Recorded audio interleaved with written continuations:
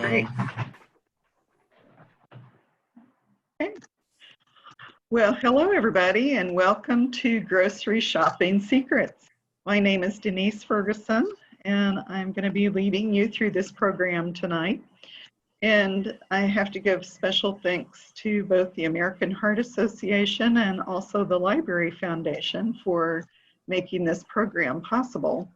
So I hope that whether you're a brand new grocery shopper or you've been doing it for years, you'll pick up a few new little tips to make your grocery shopping healthier and more successful. So let's get going.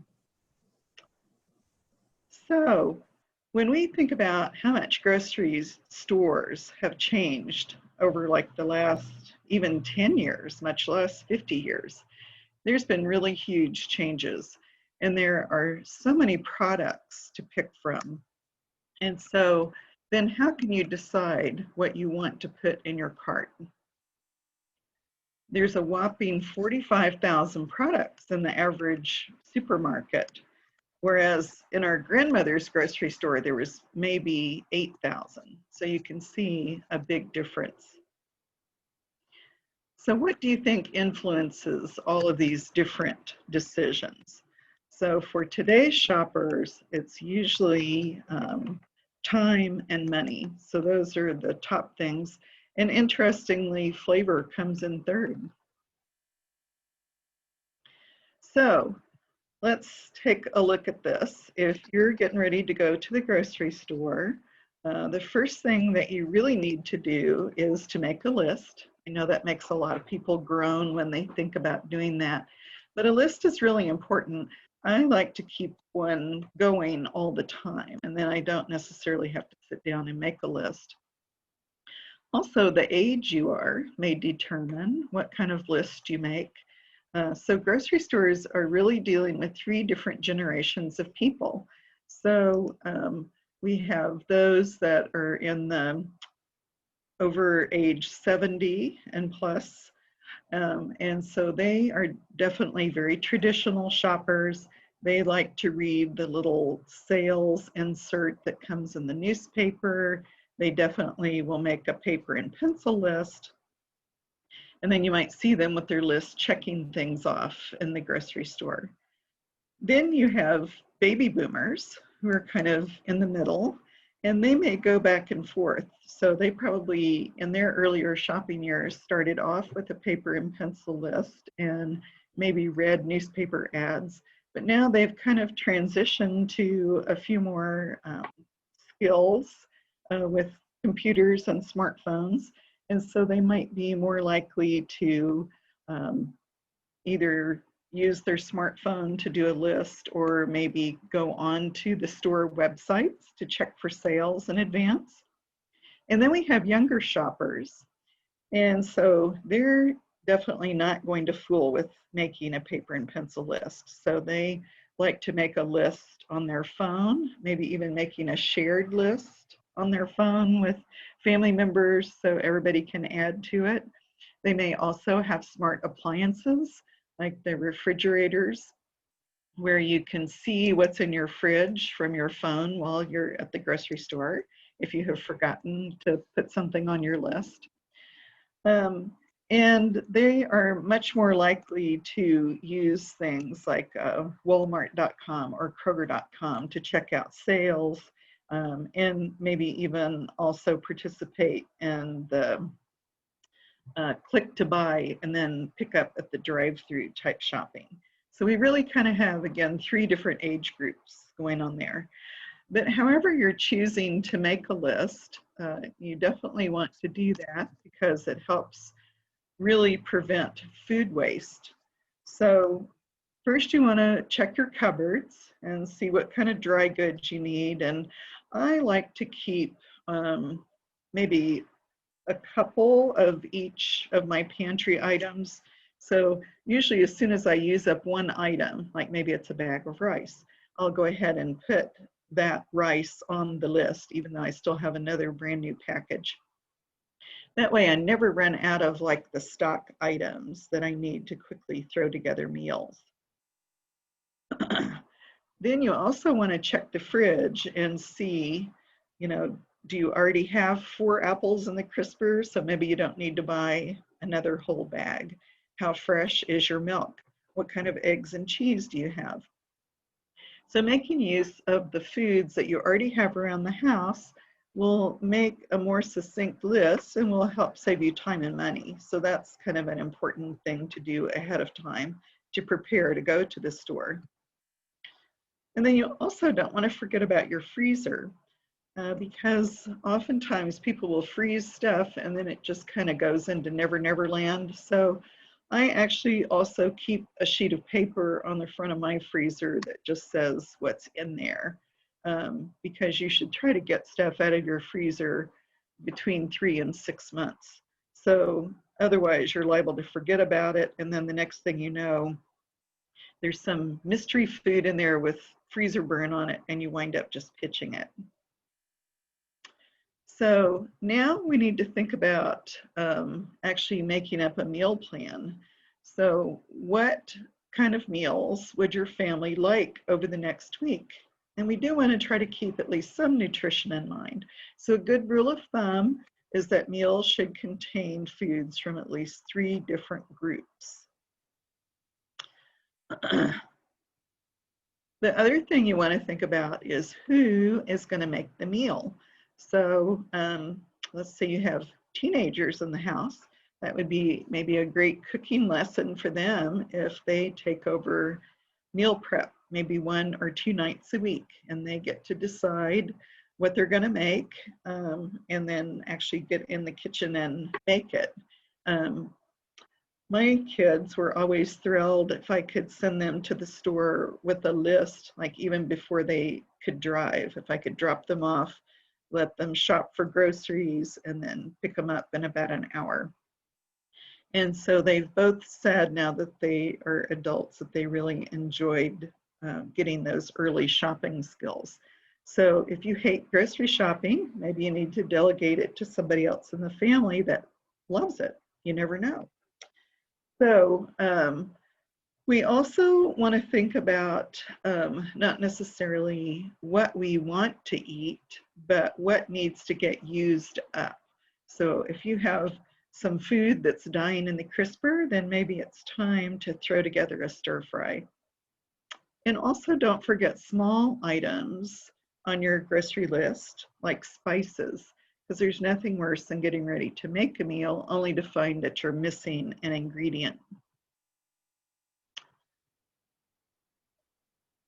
So when you are making your list, you want to go off your meal plan and then only buy those items that you need that you don't already have around the house. And then I like to kind of break down meals by ingredients, and that way you don't have anything missing.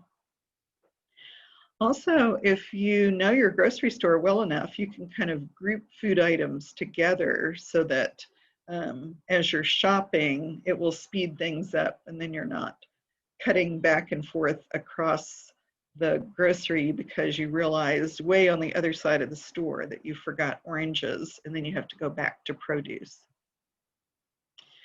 And then it's also helpful to keep your list handy, whether it is a piece of paper or on your phone, and actually read it while you're going up and down the aisles and check things off so you don't forget anything. Because I'm sure everybody's had this happen where you went to the store for one specific item and then you shopped, checked out, and maybe as you're driving home, you're like, oh, I didn't get XYZ, which is what you actually went to the store for. So keep your list handy while you're shopping.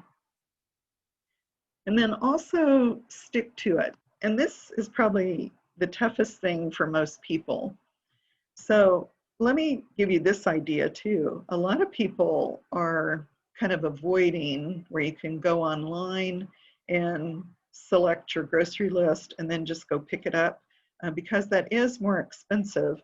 But if you are constantly throwing extra items into your basket, then you really might be better off to do that, even though you pay a little bit more because you don't have all these extra items that you didn't plan for that kind of jumped in your basket. This is a copy of my favorite meal planner. And again, just like making a grocery list, a lot of people get a little overwhelmed when they think about planning weekly meals. It doesn't have to be that complicated. If you read it horizontally instead of vertically, that might make things a little easier for you to imagine. Most people typically only eat 1 or 2 set items for breakfast. So really that's all you need to pencil in is if all you ever eat is eggs and cereal, then you might not even need to fill in for breakfast. Same thing for lunch if you always pack a sandwich or you take leftovers. So really the important thing to plan for are the dinners. And I usually only plan 3 or 4 dinners a week. And that seems to get me through the week. And that takes into account if somebody suddenly decides they want to bring home takeout, or you have a special occasion and you want to go out, or you also have some extra space to use up leftovers. So I find that 3 or 4 dinners a week is more than adequate. And then you see that this also has the little side lists, so you can already figure out what's in your pantry, and then the green block, what you actually need to shop for. So that kind of gets this down to a fine art and tunes into what we actually need to buy. So let's take a look at a grocery store layout. So there's a little bit of variation, but for the most part, nearly all grocery stores follow this pattern. So if you look at the big blocks that would kind of make a ring around the outside, you can see that like eggs and dairy, meats, cheese, a lot of times those tend to be in the very back of the store. And that's because a lot of people will go to the store with the idea in mind, oh, I just want to get a carton of milk and a chicken. And so in order to get those items, they have to walk all the way through the store, which is really what the grocery store wants. They want you to make as many steps as possible because they know that the longer you shop, the more you're going to buy. Interestingly, stores have also been sizing up their shopping carts because they also know that the bigger the cart, the more you will buy. So if you really are going into the store for maybe 3 items, you should probably skip getting a cart and maybe just get one of those little plastic baskets that will only hold a couple items, and that might keep you from impulse buying. On the outside edges, you'll see frozen fruit, and then on the opposite side, like the fresh produce.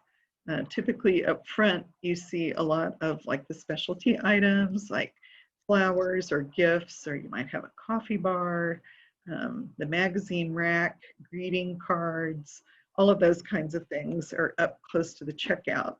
And checkouts are also notorious for having all the little treat foods like bottles of soda or candy or gum, and magazines and things, so that you want to kind of grab those up while you're waiting around in the checkout. In the middle, where you see kind of those long skinny strips, those are actually the most processed foods in the entire grocery store. So those are like the dry goods. So basically, if you're trying to watch out for heart health, you want to stay on the outside perimeter as much as you can, so getting the most whole foods and the least processed, and try to stay out of those middle aisles. All right, so let's look in the produce department. So one thing that we can look at that will save a little bit of money is that if you focus on buying fruits and vegetables that are in season. And so I have like a little listing for you here. So like in spring, you'll see things like asparagus or rhubarb or new potatoes, all of those kind of delicate vegetables that only come out once a year. In the summer, then you see a lot more of like the fruit trees that are bearing product. Gardens are starting to come on, and you'll have things like pole beans or squash or lettuces. Then in the fall, you start to see more of like the cool weather vegetables, like broccoli or cauliflower or carrots, more of the root vegetables, pumpkins. And then finally in the winter, you see things like citrus fruits, cranberries, squash, carrots, potatoes. So obviously, you don't have to stick with all of these, but typically these items are a little cheaper when you do buy them in season, as opposed to, say, buying strawberries in the wintertime when you know they're going to be imported and they will cost a little more.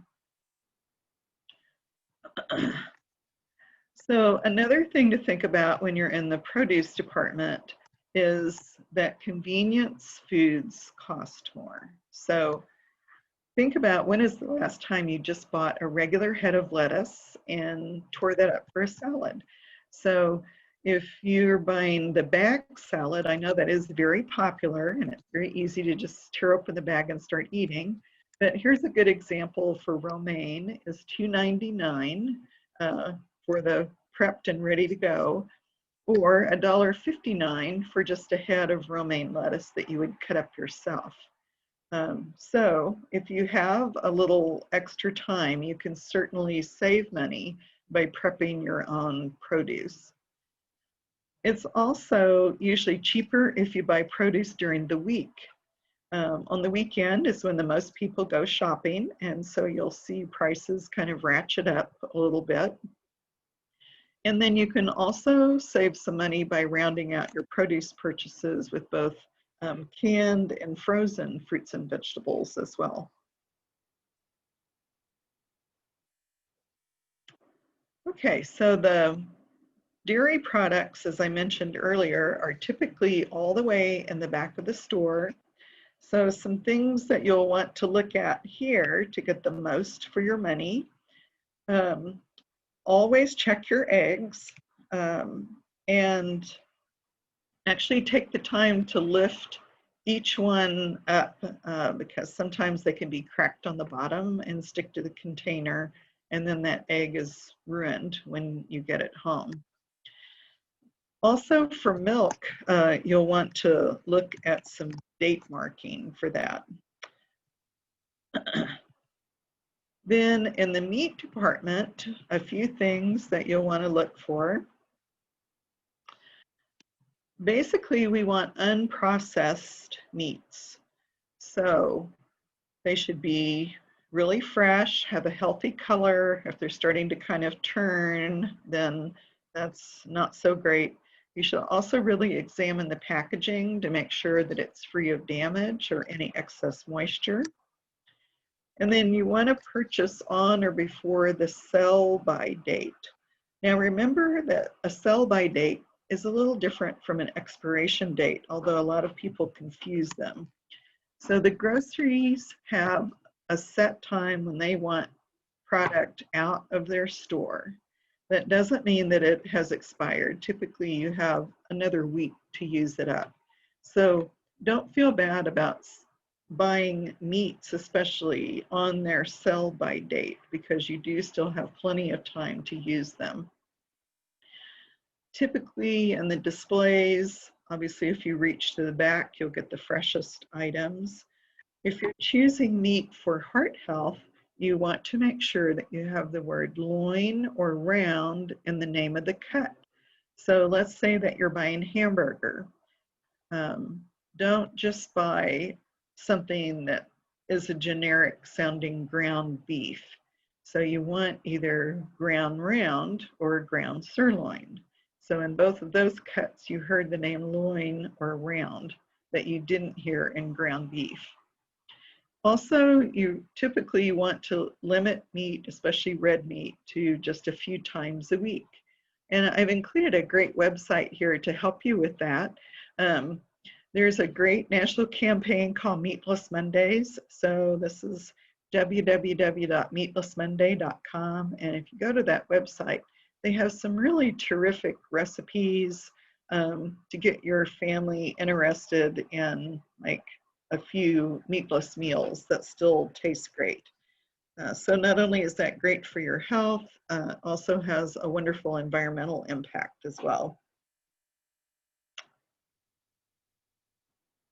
Now, if we're looking in the bakery and the deli, here we can choose some sale items.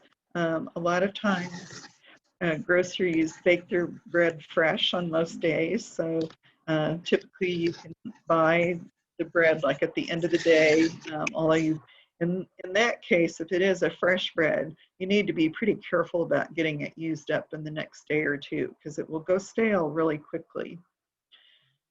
If you're looking at lunch meats, the ones that you find back in the meat case that are prepackaged may actually be a little more economical. However, those tend to be higher in sodium. So if you're watching the sodium, you probably want to hit the deli counter instead and get some sliced fresh deli meats. Now, again, if you're buying fresh deli meats, you have to be careful to get those used up within a couple days because they will go downhill very quickly. So if maybe you like to pack sandwiches on most days, you might want to get a combination of fresh deli meat and then packaged lunch meats that you could still, say, rinse off before you make your sandwich to help reduce the sodium. When you're selecting breads, you want to choose whole grains as the very first ingredient. And with baked goods in general, if you have the time, if you're making any kind of a sweet like a cake or cookie, it's usually more economical to make that from home rather than buying it at the store pre-made. Okay, so let's talk about generics for a minute. Generics have no advertising expense. So let's say you just have, Kroger can of corn or Walmart canned green beans. So those don't really carry an advertising expense like you would see in the national brand, like maybe Jolly Green Giant. So typically they're pretty much the same product. So you can feel good about buying generics to save a little money. If you want to be sure, then pull down a can of each and compare ingredients and nutrition information. But you'll usually find that they're pretty much identical products. In some cases, they may even come from the same manufacturer. So they just put out two different lines of product to market to two different groups of people, one that may be looking for a bargain and one that wants supposedly top quality nutrition. So take advantage of generics without feeling bad about that. If you look at placement on the aisle, usually things that are right at eye level as you're pushing your basket down the aisle costs the most. So for the best buys, either reach way up to that top shelf or way down to the bottom, and that's where you'll find the bargains. So usually canned goods in general or packaged items are less profitable for stores than fresh products, fresh produce. So if you bought, say, a can of green beans for 59 cents, if you're buying fresh green beans in the produce section, it might be $2.59 for the same amount of product. So a lot of people do like to buy fresh, but what you need to remember is that you can't buy fresh and then let it sit in your refrigerator for a week. Like you really need to take care of that fresh produce within a day or two. So that's another reason that I usually kind of mix varieties. So I'll get some fresh, some canned, and some frozen. That way I can use up my fresh produce as quickly as possible and then rely on frozen. And I always like to keep canned around too in case of emergency. So canned items are great pantry staples, and you should probably have a 3-day supply of food around for your family in a canned or packaged form, just in case of an emergency. So when you are selecting canned goods, a lot of people have shied away from canned goods because they perceive them as not being healthy. And actually manufacturers have worked really hard to improve their product. So you have a lot more variety of no sodium, low sugar, no sugar. So really take a minute and look at the label. The other thing to remember with canned is that those items are usually picked at the peak of freshness and canned that day. So all the nutrition is locked in the can. Again, if you have bought fresh green beans and you don't make them for say 4 or 5 days, then actually the green beans in the can are going to have a greater amount of nutrients. So kind of balance off what you're purchasing.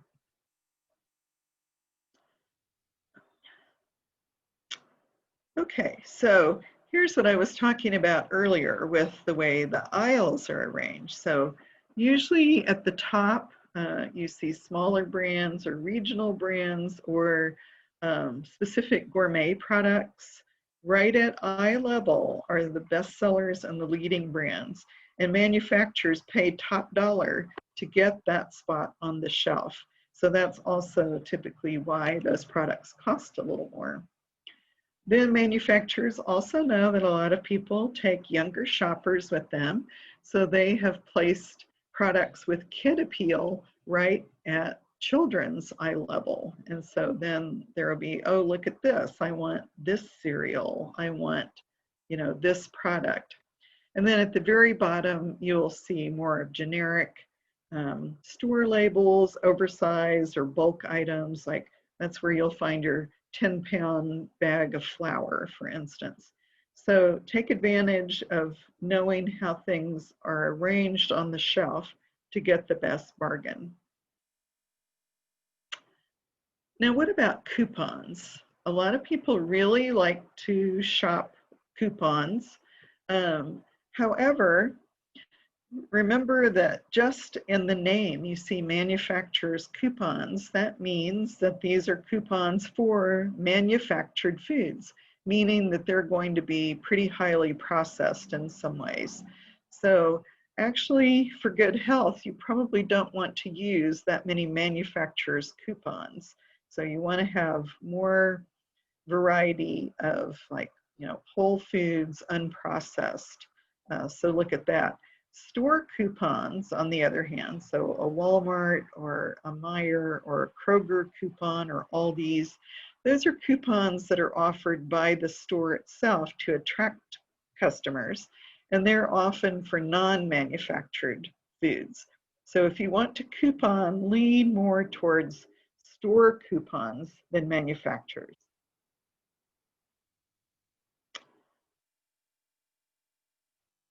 And I think most people know about unit pricing. So if you've never looked at unit pricing, oftentimes people automatically assume that the larger the container, the better the bargain. But that's not necessarily the case. So if you look on the sales tag, on the shelf tag, then it will give you like the price per unit, whether it's ounce or pound or whatever. Then you can really determine which size is giving you the best price. That also helps you compare different brands and that may come in different sizes. So that way you can see this one's 2 cents an ounce, that one's 5 cents an ounce. So then it's easy to see which one is the better bargain.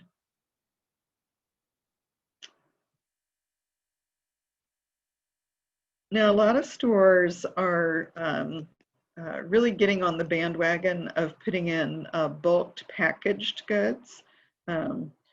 Some stores let you bring in your own containers, others not so much. You still need to use little plastic bags that are there. But when you are using bulk purchased items, like spices are a really good example. If you know that your bottle of spice will get old on the shelf, then you might do better to just buy maybe just a couple tablespoons of a spice out of a bulk bin. So you always want to be careful not to buy too much. While we're on the subject of bulk, I would also bring up warehouse groceries. So typically, unless you have 8 or more people in your family, um, warehouse groceries are not a good deal. So usually the products are oversized, and that lends to A, either overeating the giant package of potato chips, or B, letting the giant package of potato chips go stale. So typically you're better off to stick just with your neighborhood grocery as opposed to the warehouse groceries.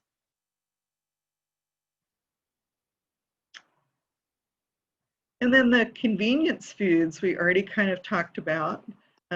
We know that those can be a lot more costly.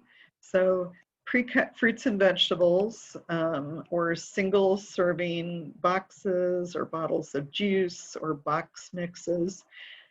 At the same time, having said that, if you are struggling maybe to get enough fruits and vegetables in your diet, and you know that you will eat them if there's a nice pre-cut tray waiting in your refrigerator, then health-wise you might be better off paying a few cents more for the convenience. So you kind of have to decide this and balance off your time and money. So obviously money-wise, try to do it yourself. But when that's not possible, then don't be afraid to rely on convenience items when you need to. So I also wanted to point out, I talked about in the bakery section earlier that it's usually cheaper to make things from scratch. The exception are cake mixes. They're nearly always cheaper than what you can make from scratch. And even with that, or any type of boxed items, I would also point out that people are led by the box size according to how much they want to cook. So if you are a single person, or maybe there's just 1 or 2 in your family, maybe making a whole cake from a cake mix is too much for you. So you don't have to make the whole mix. You can actually just make half of it and then seal up the rest and save it for another time. The same thing can be true for, like, pasta or rice dishes, anything that comes in that little box where you're kind of mentally thinking, oh, I need to cook the whole box. Frozen vegetables are another one of those items. Just because it comes in the convenient steam in the bag, again, does not mean you need to make the whole bag at one time. So maybe you go ahead and open it up and steam it in a bowl and save the rest of the package for another time. So all of those are kind of things to think about with packaged foods, so that you can still have the convenience of them, but you don't create food waste.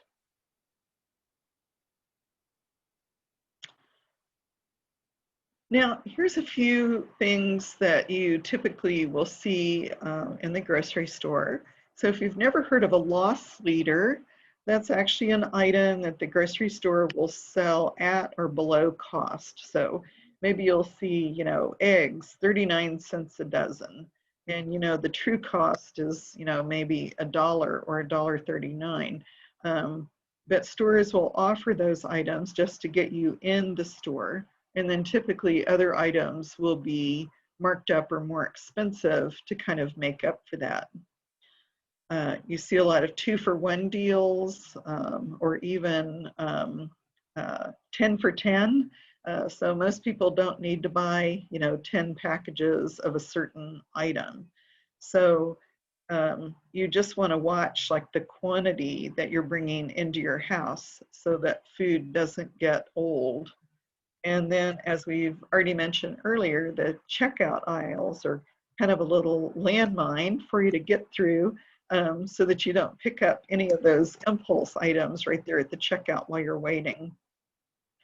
Some of the larger stores also offer samples, and that actually just slows you down and actually makes you more apt to purchase more items. Even the music that grocery stores play is designed to calm you down and make you shop slower, because they know that the longer you stay in the store, the more that you will buy. And tie-in deals are things like maybe they'll feature a display showing, a box of spaghetti and a jar of pasta sauce. So those two items go together, and so maybe they'll put them on sale together, encouraging you to buy both, even though maybe you just needed one. So these are all basic advertising schemes that supermarkets use.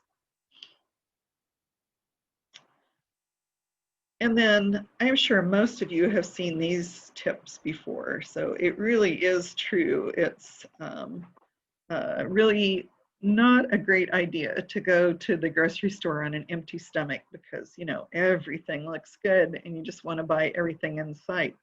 Uh, Also, as much as you can, avoid the snack aisle. Like if you do have something specific on your list, you know, maybe you're buying a bag of potato chips, then just try to quickly get that one item and get off of the snack aisle because then everything starts looking good. And I already mentioned earlier to match the size of your cart or your basket to the size of your list. Because the larger that basket is, the more things you're going to want to put in there. And then only take coupons for the items that are on your list. Otherwise, you might start looking through your coupons and think, oh, I'll go ahead and buy these other 3 items because I have a coupon for them. And you also want to try to set a time limit and a cost limit. So if you're noticing that you've already been in the grocery store past the, 1 hour mark, then it's probably time to check out and leave. And you may want to look at cost limits too. A couple grocery stores are actually test marketing a smart basket so that you can scan things as you go along, and then actually do a checkout on your basket and then wheel on out. So you could avoid the checkout counter altogether. But I'm not sure they're going to go forward with that for several reasons. One, because people can see their running total, and so they might stop shopping. And also because it tends to raise shoplifting rates as well. So I don't look to see those smart baskets anytime soon, but I would personally love to use one. The other thing is try to keep your trips to a minimum. So the average American family shops about 2.5 times a week. So you really want to get it down to, once a week if possible, and maybe one other trip if you absolutely have to have some. And then here's a few tips just for green grocery shopping. Obviously, your choices have an impact on the environment, so look for things that have less packaging. Buy those things in bulk that you can instead of individually wrapped items. Really try to avoid single-serving bottled water. So if you want to use bottled water, get the bigger jugs and then pour yourself a glass. And use your reusable bags whenever you can. You can also look for recycled packaging and shop locally to buy your fruits and vegetables. So when you're at the checkout, obviously you want to, kind of watch the scanner as things are being checked out, keep your receipts, and then as soon as you get home, get your groceries put away, your frozen foods first. In the summertime, I usually carry even an extra cooler to put in my car to make sure that those frozen foods don't melt. And then don't forget to rotate your dry goods. So I date mark things, especially in my basement, so it doesn't, just go down the rabbit hole. So make sure when you're putting your groceries away that you're pulling the older stuff to the front, putting the newer stuff in the back. So make sure that you do your comparison shopping. Again, you can look online in advance to kind of check prices between stores. We've already kind of talked about fake bargains, and try to limit to once a week. Just use up something else you have around the house so that you're not making a trip for just one thing. Okay, so here's our quiz. What's an item that's sold at or below cost? That would be a loss leader, so that's designed to draw people in. What item is more economical to make it from a box? And that would be a cake mix. And what's a generic product? So that's one that doesn't carry a national label, even though it might be the same thing. Unit pricing, what is that for? That will really help you compare costs, especially if products are in different sizes. And why do they place the milk and bread at the back of the store? Because you have to walk the furthest and go past the greatest amount of products in order to get those items you really want. And how many trips does the average American family make to the grocery each week? About 2.5. So we want to try to get that down to 1. So I hope you've enjoyed learning a few more tips. And here's my contact information. If you have questions, you can call or email. And thanks for joining us.